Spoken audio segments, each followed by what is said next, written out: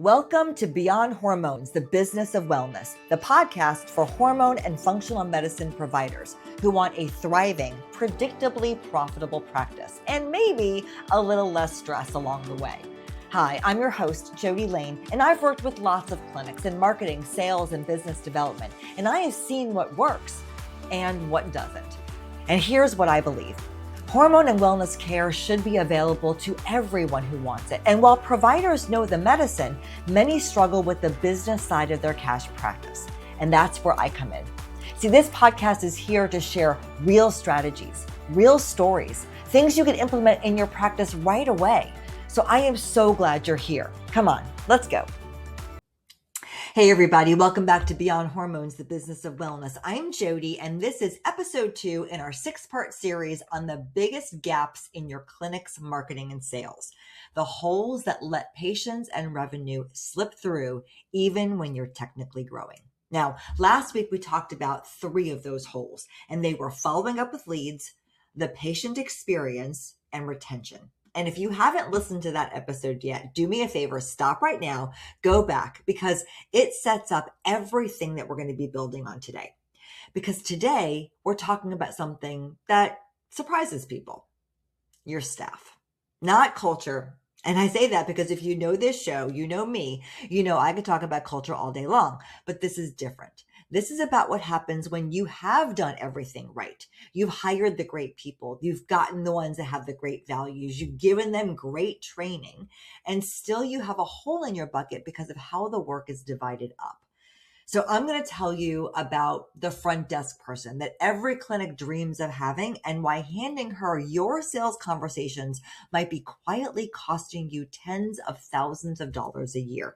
Yep. We're also going to do some real math together, and I'm going to show you exactly where a system needs to sit underneath your people so they can do their best work. All right, are you ready? This is for you if you have ever wondered why your great team that you worked so hard to acquire isn't converting prospects the way you hoped they would. Or if you are about to hire your very first dedicated salesperson and you want to do it right the first time. All right, let's get into it, guys. Now, normally when we talk about staff on this show, as I mentioned, we're talking about culture, how to build a culture. And if you've been listening to me for a while, you know I am very big on culture. I truly believe that if you intentionally build it, meaning that your people feel appreciated, they feel respected and heard, they have room to grow, they're acknowledged both verbally and financially, and they're genuinely engaged in growing the business, then running your clinic gets so much easier. But here's the thing. Even if you have all of that, even if everyone is working off the same core values, you've got quarterly reviews scheduled, you've got your meetings dialed in, you can still have real problems around your staff in marketing and sales. And that's what we're going to tackle today. We're going to look at 2 specific issues. The first one is giving one staff member too many jobs. And the second is what happens when there's no system underneath your staff to catch what they can't get to. You ready? Let's start with the first one, because I promise you, this is happening in more clinics than you would think. We're going to call this hole number 4, one person wearing too many hats. Now, we want our clinics to be nimble, right? We want low overhead, we want healthy net margins, and we want a lean staff. So a lot of practices bring on 1, 2, maybe even 3 people, and they divide up everything that needs to get done from patient care in the office, patient requests in between appointments, and follow up with leads and prospective patients who are interested but not booked yet, and just split it across the team that's there. Doesn't really matter what their job is, what their role is, what their skill set is. They just kind of divide up the tasks among whoever comes in to work every day. Now, here's the problem with that. Even if you've done the people analyzer. Now, if you don't remember what the people analyzer means, I want you to go back to episode number 50. It's called Workforce, the people who make or break, because it breaks down in that show how to hire the best people for you and how to keep them working with you for many, many years to come using the people analyzer. But anyway, even if you have the right people in the right seat in your clinic and every single person is an A+ across the board, that doesn't mean this setup is going to work. Because just because somebody can do something doesn't mean they can do it well. Did you hear that? Just because somebody can do something doesn't mean they're going to do it well and get you the result. Let me give you an example that comes up constantly in our industry. The person who sits at your front desk, or if you're virtual, it's the person who is the first line of defense with your patients.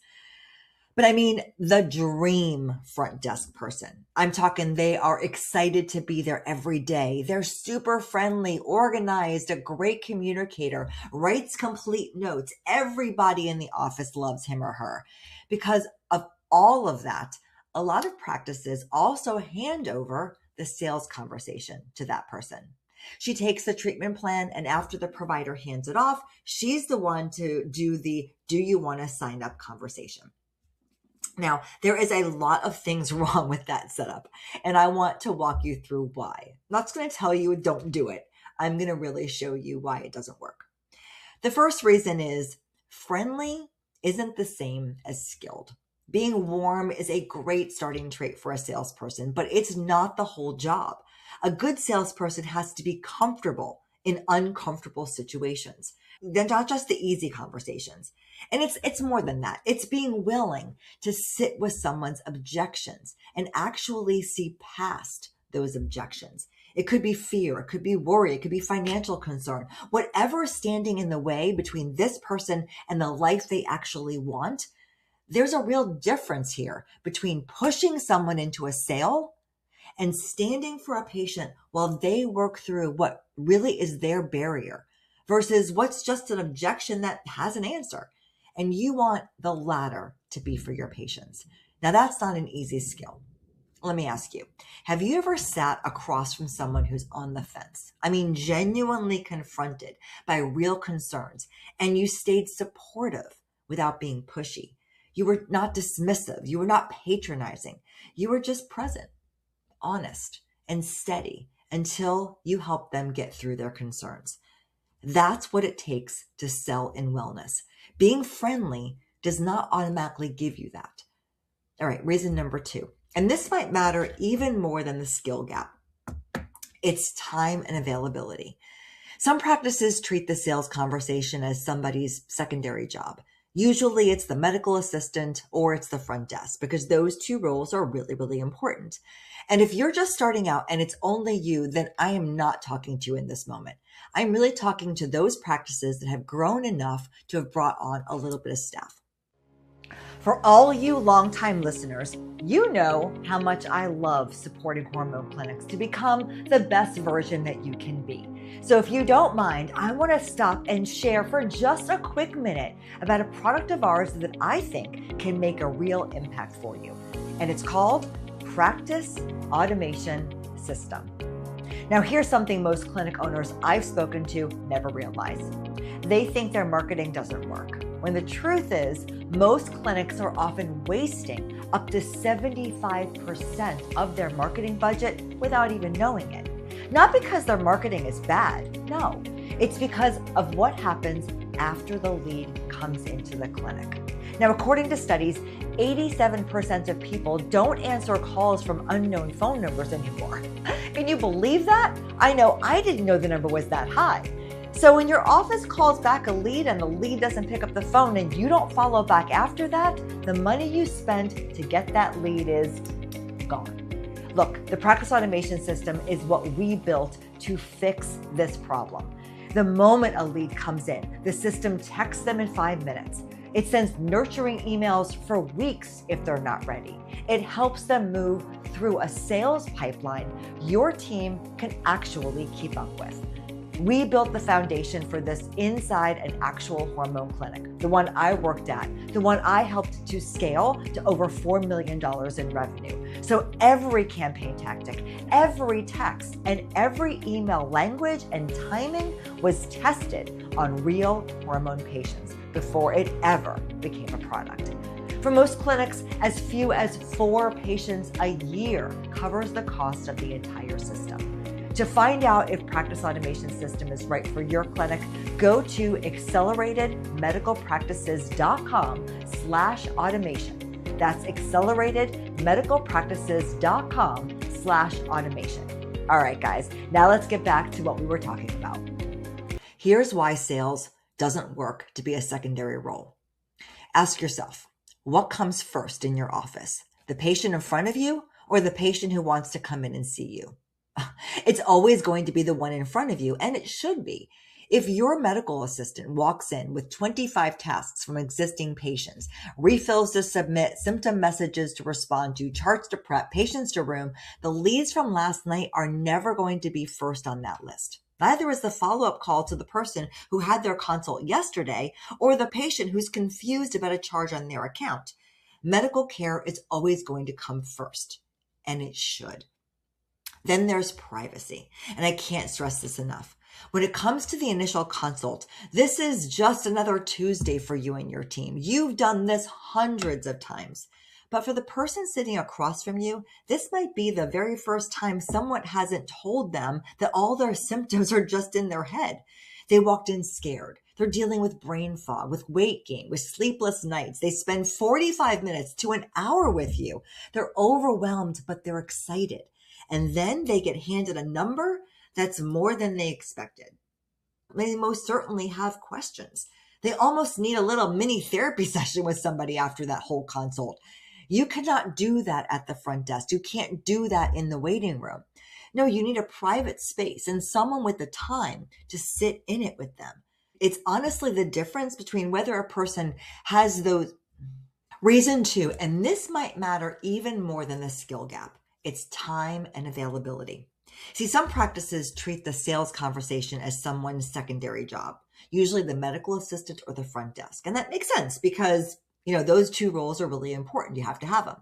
And if you're just starting out and it's just you, then this part isn't for you. I'm talking to the practices that have grown enough to start bringing on a few staff members.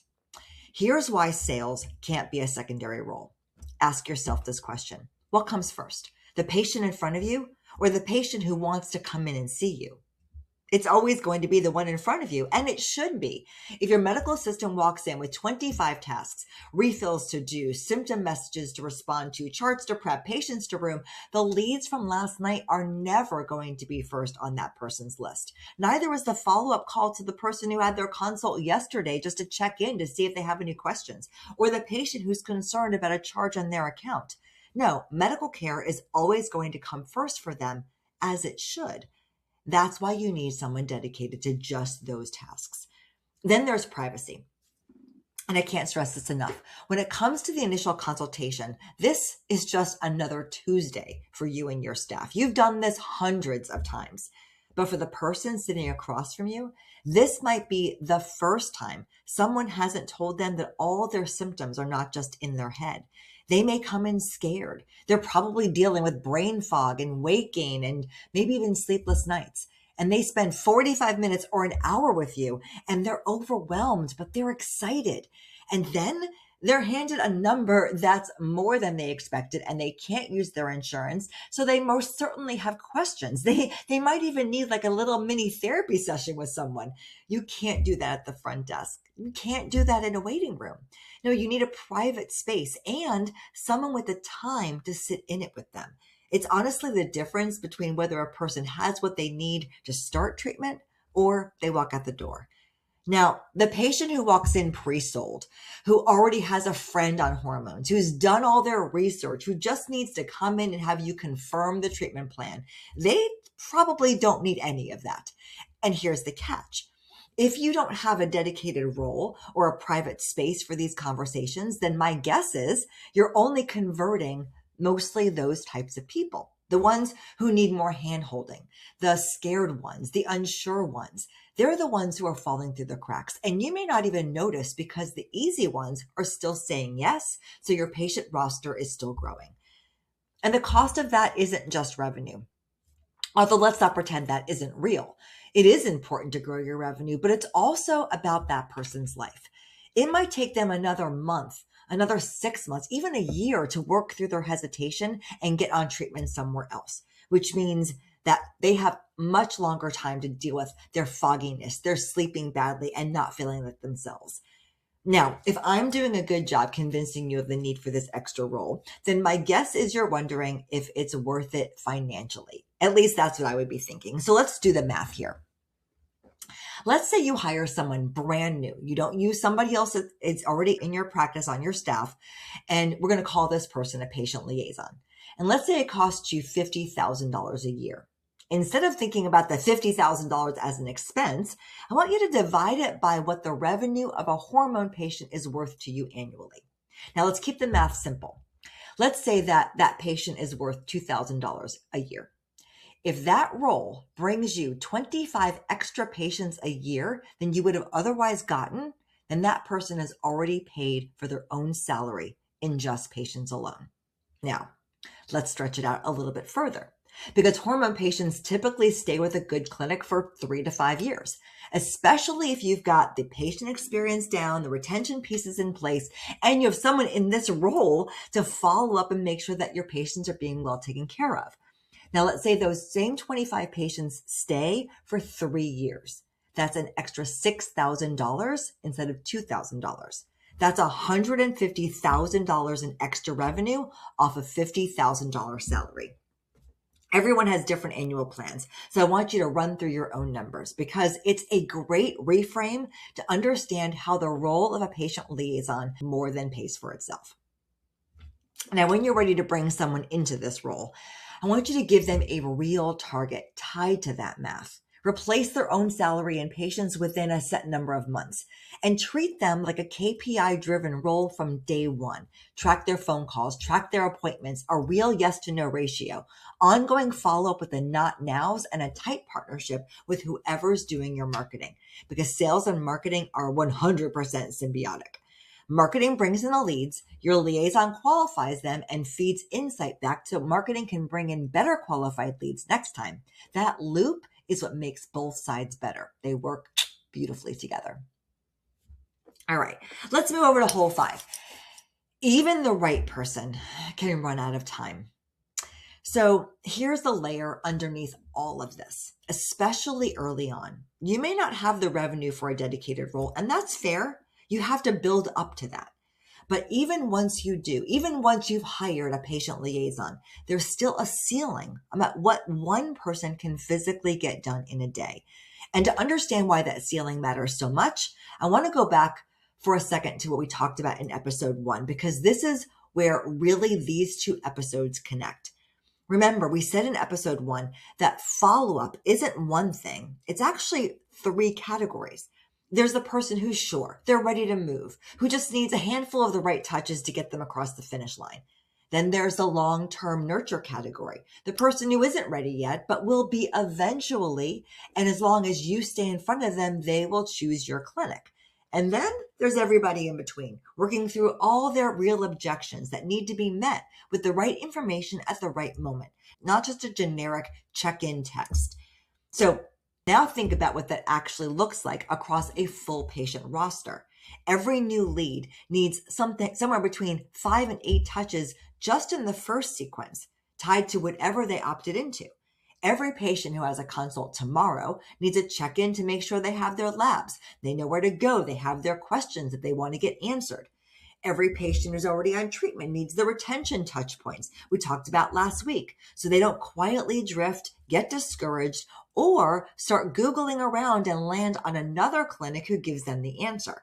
And every one of those categories needs to be tracked separately, followed up on its own timeline, and adjusted the moment someone responds or when they don't. Sound overwhelming? It is.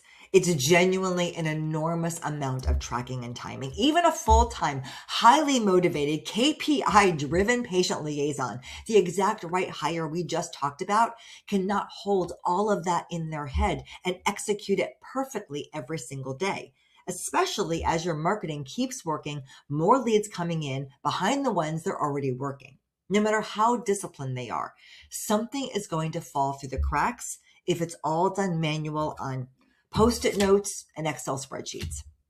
There are only so many hours in the day, and there are only so many hours. And this is simply more touch points that any one person can carry manually, no matter how good they are. So what do you do instead? Yes, The most overused word right now in marketing, you need a system, some kind of automation working quietly in the background, handling all that volume, the touches, the check-ins, the alerts. So a human only has to step in when it really matters. It's really going to move the needle. When someone needs a real conversation instead of a scheduled touch. Once that kind of system is built, and yes, that is exactly what our practice automation system does for hormone clinics. Someone does still need to check in, make sure it's running smoothly, follow through when red flags come up, follow through it when flags that a real conversation needs to happen.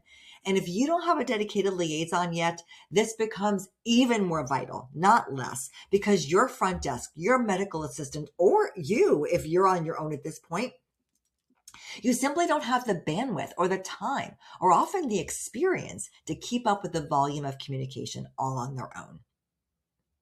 Look, at the end of the day, if you own a hormone clinic, staff is almost certainly your biggest expense.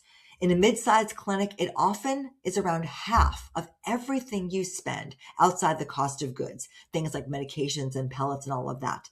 So the people costing you the most deserve to work at their absolute best with real support in place to do their jobs well. And underneath that support has to be a system doing the quiet, unglamorous work of catching up what people can't get to. Because at the end of the day, it's about results for you in revenue and in patient roster growth. And for your patients whose questions and follow-up keeps them engaged instead of drifting, guessing, or clinic hopping and interrupting their own treatment. We want them to be taken care of. We want them to feel like they're supported. We want them to have somebody they can reach out to. So here's where that leaves you. Right people in the right seat, invested in carefully so you're set up to win, someone who can genuinely pay for themselves, and a system underneath them mapping every touch point, your leads and your patient needs, so nothing depends entirely on one person's bandwidth on any given day. Now, if you want help building that, the role or the system, or both, you know where to find me. Just go to acceleratedmedicalpractices.com/automation to learn more about our incredible system built just for hormone clinics called the Practice Automation System. And if it makes sense after you're on that page, go ahead and grab a demo. It'll either be with me or with Patrick, and we'll be delighted to go through all that with you. There's no pressure, just an open door if you want it. Look, my old boss used to say this all the time. You stay on hormones until either you don't want to feel good anymore or you're dead. So let's make sure the people helping your patients get there have what they need to do it very well. All right, guys, that is all for today. Thank you so much for being here with me today. We have our next gap coming to you next Thursday, but we have another interview coming up on Monday. So I hope that you catch us for Monday's show. Thanks a lot. Thank you for listening to Beyond Hormones, the business of wellness. I hope that you're walking away with fresh ideas and real strategies you can use to grow your practice with profit and purpose. If you enjoyed today's episode, be sure to follow the show so you never miss a conversation.